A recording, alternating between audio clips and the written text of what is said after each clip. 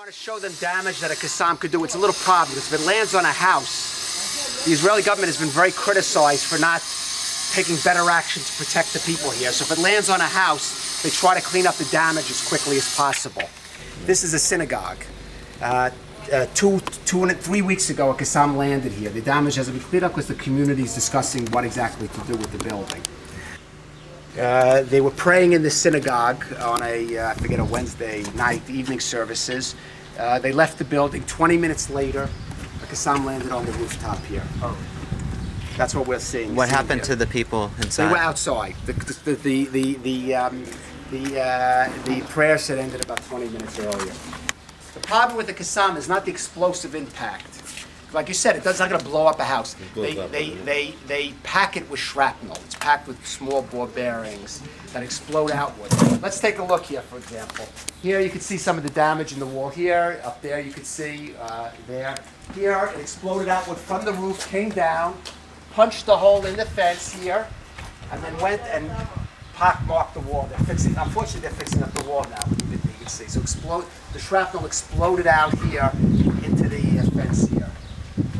So anyone standing on this side or on that side of the fence would have been killed. That's the trauma center, this building. The problem is you would take people who had been traumatized by a Qassam attack, bring them to the trauma center, the siren would go off, and then you'd have to take them somewhere else because they were in danger of being there.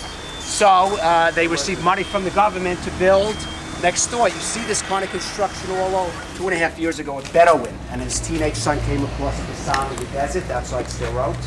For whatever reason, scrap metal, curiosity, they decided to pick it up out of the ground. Big mistake, it exploded, they were both killed. Remember the figures I gave you, thousands of Qassams, 100 a month. This is only really a collection for a few months. It's not all the Qassams that landed. When it gets too much here, they move them, they take them away for scrap metal.